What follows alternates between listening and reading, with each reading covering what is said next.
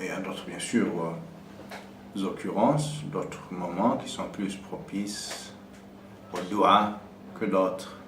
Par exemple, d'où justement que Allah, comme il a élu d'entre les gens, des messagers des prophètes, les anges aussi des messagers, et les lieux aussi, il en a élu des lieux qu'il a sanctifiés, les lieux saints, des moments aussi, les mois sacrés, n'est-ce pas?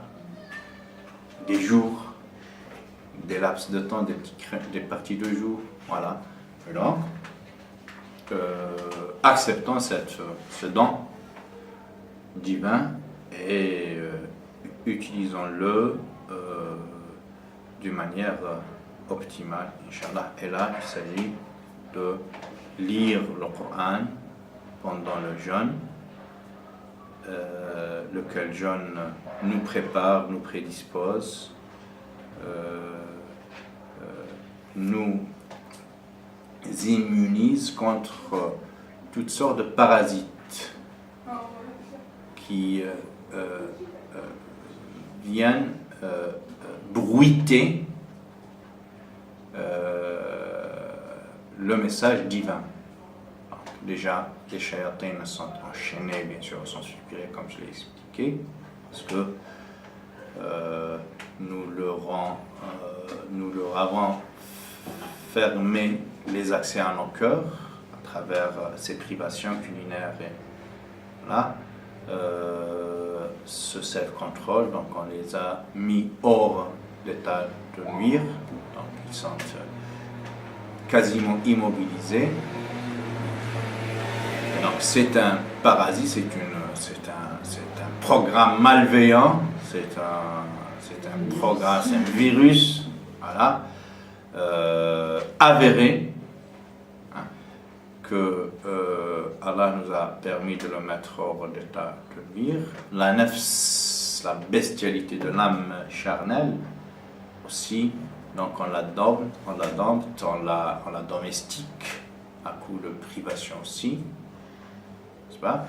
Et donc, le bruit de toutes ces passions, cette pollution acoustique et visuelle générée par les patients, on l'a réduite au minimum. Et le Coran, c'est ça qui est formidable. Ces images, c'est pas moi qui les donne. Moi, peut-être je les développe un peu, mais c'est le Coran qui en parle. Ces images ont été utilisées par le Coran. Le fait de dire qu'il y a une pollution acoustique, par exemple, c'est le Coran. Lorsqu'il nous parle de Moussa, oui, parce que les gens croient que c'est l'éloquence d'un tel, c'est notre éloquence, elle est tributaire de l'éloquence coranique. Nous, on essaie juste de la mettre à la portée de nos contemporains, mais sinon, elle y est ensouchée, enracinée dans le Coran. Quand Allah nous parle de l'épisode de Moïse, il était en rendez-vous avec Dieu, avec l'être suprême, pendant 40 longs jours, pendant lesquels il a reçu la révélation des tables. Voilà, couché par les mains de l'omniscience divine. Je dis les mains de l'omniscience, comme ça, on ne viendra pas me dire que j'ai dit les mains de Dieu. Voilà. Nuance, très importante. On parle de la aqidah. Donc, couché sur ces tables, le décadome, les 10 commandements,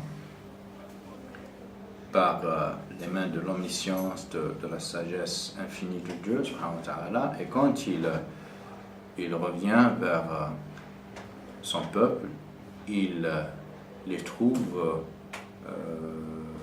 dans un piètre état, misérable état spirituel, en train de vouer le culte au veau d'or.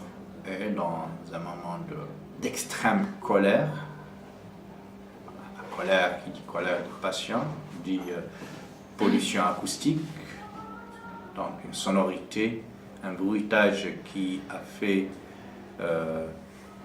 qui a affecté l'ouïe, l'oreille du cœur, n'est-ce n'est-ce pas? Et dans ce moment, le policier, il a jeté les tables fraîchement reçues d'Allah, n'est-ce pas?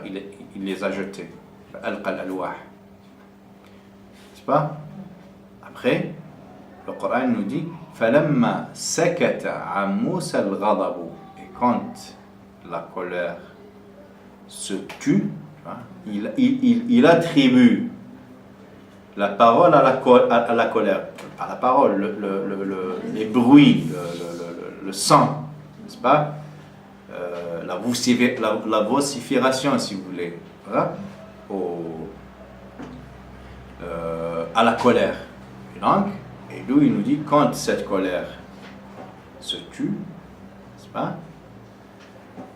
Donc, Moussa recourt. Ça, c'est mon développement à moi. Le Coran a dit, Sakata Moussa al-Ghadabu. Parce que la colère se tue, n'est-ce pas? Voilà. Là, je vais ajouter, Moussa recouvre son acuité auditive. Il recouvre son oui. C'est l'entièreté de sa capacité. Écoute, il reprit les tables qu'il avait jetées dans ce moment de pollution, de parasitage de la passion, colère, n'est-ce pas? Voilà. Juste pour dire, quand on parle de bruitage des passions, de parasitage, de pollution de tout ordre, on est en train de solliciter le Coran dans son vocabulaire.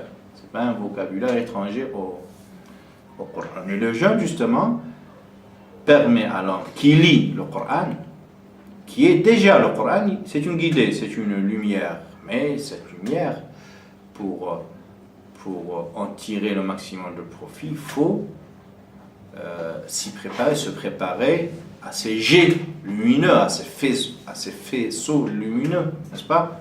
Donc ça ne dépend plus de la capacité du Coran à rayonner. Ça, c'est un fait avéré. C'est un fait divin. Il sort du sein de Dieu.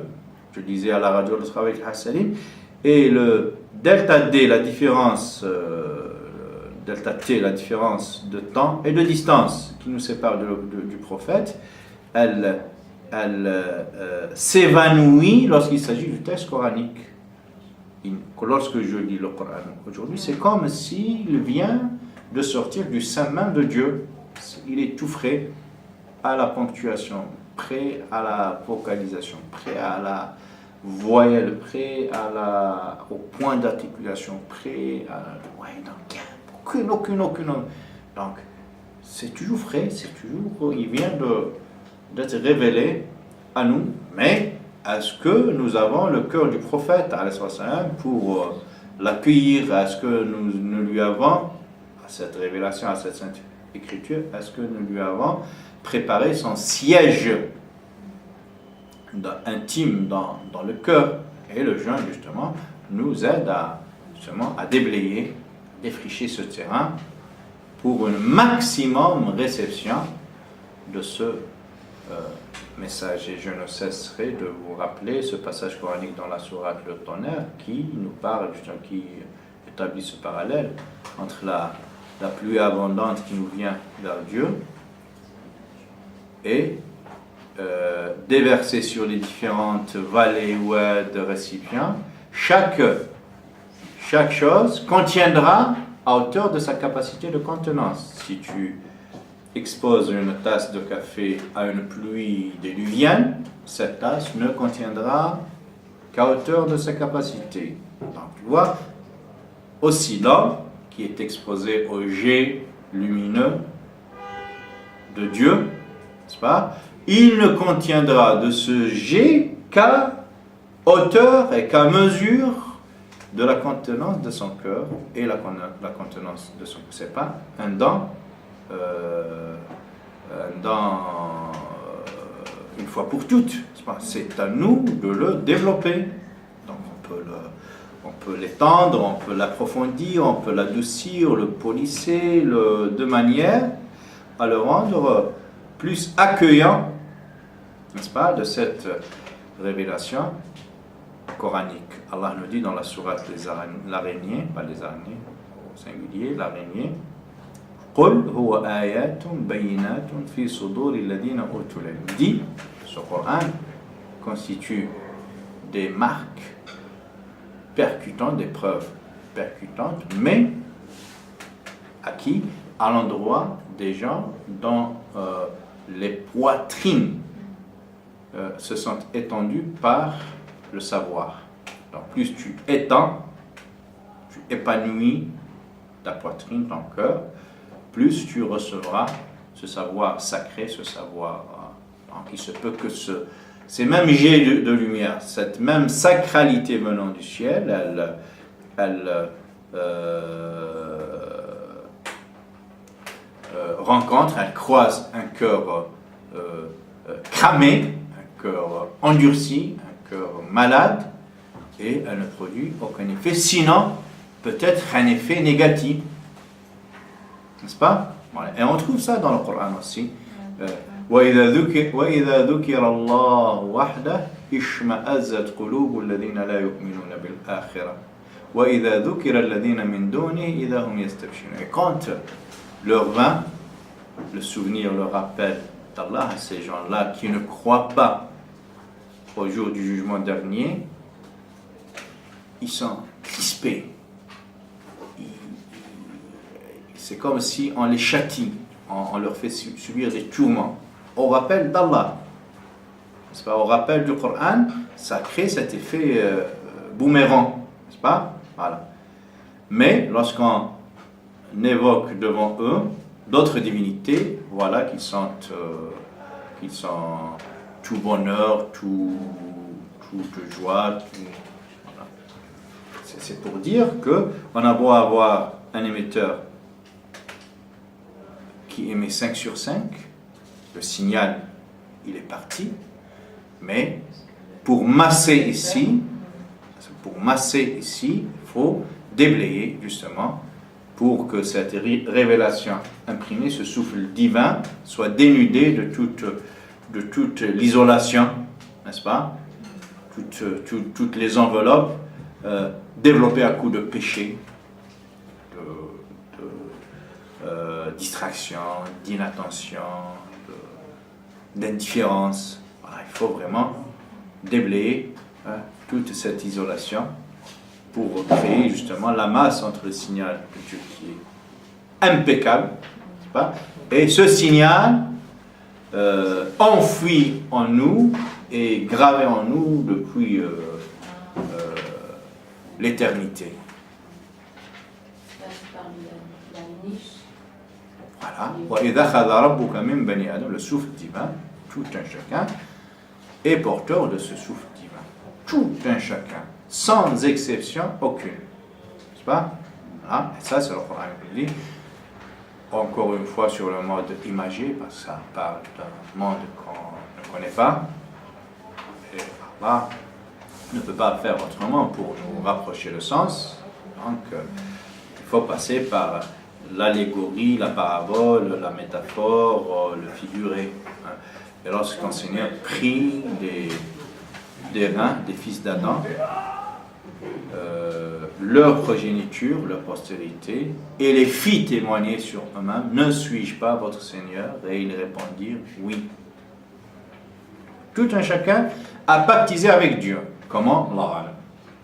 C'est pas moi qui vais vous dire. Moi, vous trouvez, c'est les exégètes audacieux des interprétations. C'est comme s'ils ont assisté à cette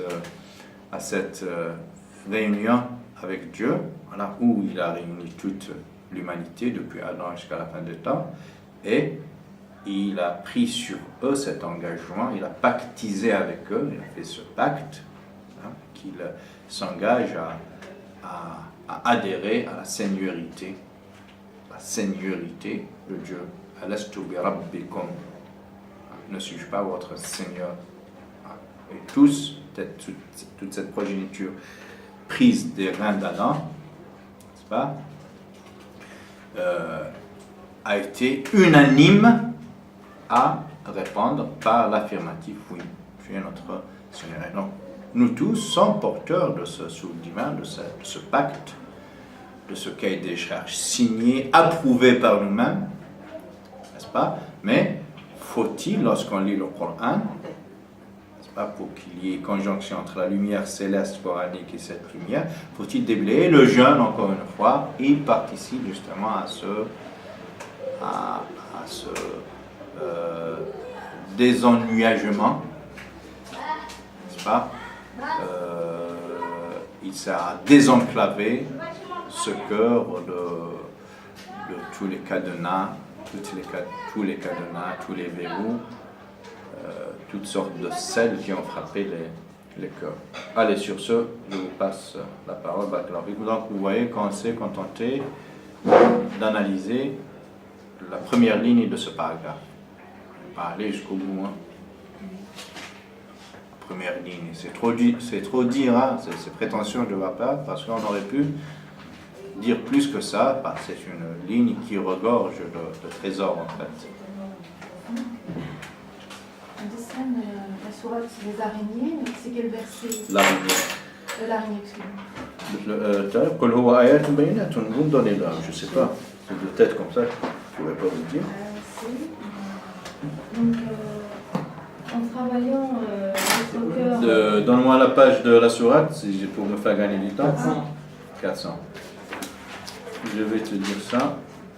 Tu peux poser ta question Soit 29. Mais ça veut dire que si on travaille... Allah il nous parle de guidance dans ce verset, de le remercier de nous avoir guidés. Et en même temps, dans le verset d'après, il nous dit si on vient vers lui, on va vers lui. C'est une espèce de parallèle qui tout le temps fait, c'est-à-dire on va percevoir cette lumière plus ou moins comment on avance vers lui. Ça dépend de notre vitesse, je vais dire, de croisière. Et est-ce qu'on peut acquérir cette... rien qu'en travaillant le mois du Ramadan, on peut nettoyer ses cœurs pour... ce qu'il dit, tu avais dit que la finalité, c'est le taqwa. Est-ce qu'un mois suffit pour...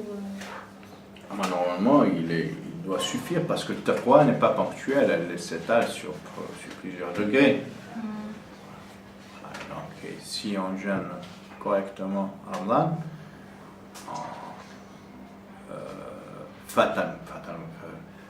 on aura certainement ce minimum de taqwa, voire plus, mais un minimum de taqwa, on l'aura. Et pas parce que taqwa, c'est quoi la taqwa? C'est déjà le simple fait de se sentir à l'aise dans l'accomplissement des devoirs, à l'aise dans le fait de s'abstenir des péchés majeurs, n'est-ce pas? D'être réactif dans la repentance quand on commet les péchés mineurs, n'est-ce pas? Avoir un certain engouement, un certain appétit un peu plus prononcé que les autres jours pour ce qui est de Coran, la lecture du Coran, c'est déjà une taqwa, parce que la taqwa ne sous-entend pas l'impeccabilité, n'est-ce pas? Donc on peut être taqi et de temps à autre être touché par une flèche perdue de shaitan ou la victime d'un élément de rouille qui subsiste dans les cœurs, parce que pendant longtemps, parfois il te prend la priorité et tu te sens emballé dans l'élan. Mais tu te maîtrises, et même si par malheur tu ne le fais pas, ça ne va pas gâcher toute la spiritualité de Ramadan. Allah n'est pas là à nous guetter au premier tournant pour nous invalider notre jeûne, pour nous priver des dividendes, n'est-ce pas, et de la luminosité de ce mois. Allah nous dit dans le Coran, je l'ai déjà dit ce verset, إن الذين اتقوا إذا مسهم طائف من الشيطان تذكروا فإذا هم مبصرون وإخوانهم يمدونهم في الغي ثم لا يقصرون. Il établit Allah le parallèle entre deux sortes de péchés. Un péché commis par Atriya Pas atqiya. Taqi, ce sont qui ont atteint ce minimum de taqwa, cette vertu de taqwa. Atqiya. Pas un péché commis par eux. Donc, déjà le fait de supposer, de dire qu'ils commettent un péché, ça suppose qu'ils le font. Dieu ne part pas dans le vide. Ça veut dire que ça peut arriver qu'un cheminant avéré qui a fait César pendant Ramadan et en dehors de Ramadan, il peut pécher, fauter, c'est pas incompatible. Donc, sauf que son péché à lui, comme le dit le Coran, dès qu'il commet ce péché, ils sont immédiatement dans le rappel d'Allah. C'est comme si ce péché mobilise en eux les globules blancs, donc la défense, l'immunité, pour partir de plus belle et de plus, n'est-ce pas? Et voilà qu'ils recouvrent leur clairvoyance. Donc ceux qui ont atteint cette taqwa, lorsqu'ils sont atteints par un projectile satanique, c'est le Coran. Ça là, c'est un projectile. إذا مسهم طائف من الشيطان. Donc ceux qui ont développé cette taqwa, cette vertu, de la crainte mêlée à l'amour de Dieu, lorsqu'ils sont touchés par une pollution, par un projectile polluant satanique, ils font rapidement de revenir vers Dieu. Et voilà qu'ils sont clairvoyants. Fa'idha, ça produit en langue arabe l'immédiateté, c'est le clin d'œil. Fa'idha hum mubsirun. Ils sont dans le souvenir, et voilà qu'ils sursautent et qu'ils se redressent après s'être éloignés un temps soit peu du droit chemin. Ils se redressent, ils sont aimantés carrément, ils sont attirés par l'aimant, vous voulez, du droit chemin, parce que c'est leur vocation. C'est la règle qui préside, qui dirige leur vie. Le péché est accidentel dans leur vie, quelle que soit sa gravité. En revanche, il dit, c'est Allah, ça, ici dans ce verset, ça produit en revanche, leurs frères, c'est-à-dire les gens qui ne sont pas dans la taqwa, ils abondent et persévèrent sous le joug des shayatin, sur la pression. Yumidduna. Il n'a pas cité shayatin, mais il renvoie vers le premier verset. Wa ikhwanum yumiddunahum. Et leurs frères, il parle de la deuxième catégorie. C'est pas qu'ils ne sont pas attriyés, qu'ils ne sont pas des vertueux, c'est pas leur péché à eux, c'est pas la comparaison entre les attriyés, c'est un non-sens comparé entre. Non, c'est la comparaison entre le péché de ceux-là et de ceux-ci, n'est-ce pas? C'est la comparaison entre deux sortes de péchés, pas entre deux catégories de personnes. Je ne sais pas si vous suivez, c'est important. C'est important de saisir ces nuances. Leurs frères, en revanche, sous la pression et le joug et l'empire des séducteurs sataniques, n'est-ce pas? Ils les font abonder et persévérer dans ce péché qu'ils ont commis, contrairement aux autres. Le péché constitue un élément qui électrocute, qui rappelle, n'est-ce pas? Donc, ça crée une brisure, ça crée une humilité. Là. Mais chez les autres, les péchés s'entassent sur les autres. Des collectionneurs de péchés sans jamais sentir la dangerosité ni le caractère néfaste de ces péchés, parce qu'ils sont très loin. Ils ont perdu de vue le droit chemin. Voilà. Et pour revenir, il faut. ثم لا يقصرون يمدونهم في الغي ثم لا يقصرون. Donc leur shayatin, il ne se prive pas de les éloigner davantage. L'autre fois, on discutait avec un ami, me disait que c'est la première fois que j'apprends que shaitan, il il racole, c'est l'acolyte aussi des non-croyants. Il me disait que je pensais qu'il était juste un élément d'épreuve pour les croyants et que les mécréants n'ont pas besoin de shaitan. C'était un non-croyant? Non, un musulman, comme nous. Non, un frère. Voilà, mais je ne sais pas comment il a fait pour développer cette conviction. C'est dire que les convictions, on peut développer des convictions absurdes. Et certains disent que les croyants sont encore plus éprouvés par un shaitan. Par contre, Alexandre, quand tu dis deux, dans les catégories des musulmans, celui qui est le plus, qui est dans la terre, il reprend sa clairvoyance après avoir fauté, et celui qui multiplie, qui collectionne sans sourciller. Il n'y a que deux catégories, c'est juste. Est-ce qu'on peut penser ou on peut aller au-delà de ça?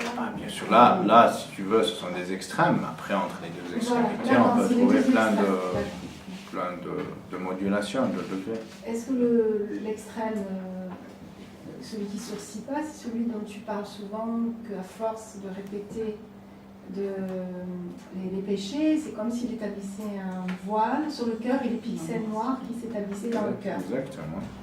Il finira par tuer son cœur et en faire un organe insensible au péché.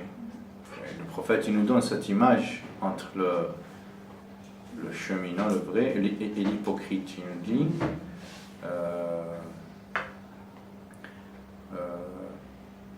face à son péché, le croyant ressemble à quelqu'un qui craint que la montagne lui tombe dessus. Voilà, c'est l'image entre le croyant et son péché. Et l'hypocrite, en face de son péché, c'est comme si une mouche l'a dérangé, il fait comme ça, d'un revers, il la repousse. Voilà, ils ne sont pas là dans dangerosité parce qu'une mouche, elle ne pique pas. Et d'où le fait que la réaction est nonchalante. Il aurait pu même pas bouger la main. Les images employées pour mesurer les craintes, c'est magnifique. La montagne et la mouche, c'est... Voilà, c'est un hadith du prophète. C'est le verset 49. C'est le verset 49, c'est ça? Oui. C'est extraordinaire parce que là, Oui, 49. Barakallahu fik Sami. Jazakallahu khairan. Donc le Hassanim, il peut s'absenter. Tant qu'il veut, on va le lui dire. On a trouvé un remplaçant. Allah nous donne les moyens d'accéder à cette lumière, les moments où on nettoyait notre cité. On a un mode d'emploi et je ne sais pas si je fais bien de faire le lien avec le verset 35 de la lumière de la Sourate 23. Oui, sûr. Tous les versets qu'on parlait de lumière sont à solliciter dans cette occurrence. Moi, j'ai pas eu le temps. Je me suis occupé à... Oui. J'ai fait allusion quand j'ai dit Nourun ala Nour, je l'ai emprunté de ce paragraphe, mais j'ai pas eu le temps de traverser tout le paragraphe. Nourun ala Nour, lumière conjointe à une autre lumière, la lumière céleste, c'est dans Sourate Nour, dans la lumière. Non. Tout le paragraphe, vas-y, comme ça nous sert de... Le verset, oui. Dieu est la lumière des cieux et de la terre, et le symbole de sa lumière serait un foyer où se trouverait une lampe qui elle-même serait nichée dans un récipient de cristal ayant l'éclat d'un astre brillant, qui tirerait sa luminosité d'un arbre béni, un olivier qui n'est ni de l'Orient ni de l'Occident, et dans l'huile jetterait sa clarté presque d'elle-même, sans avoir été touché par aucune étincelle, donnant ainsi lumière sur lumière. Dieu guide vers sa lumière qui il veut et propose des paraboles aux hommes, car sa science n'a point de limite. Ouais. Lui, il a traduit lumière sur lumière. Donc c'est faisable. Barakallahu fikum. جزاكم الله خيرا. سبحان ربك رب العزة عما يصفون وسلام على المرسلين والحمد لله رب العالمين.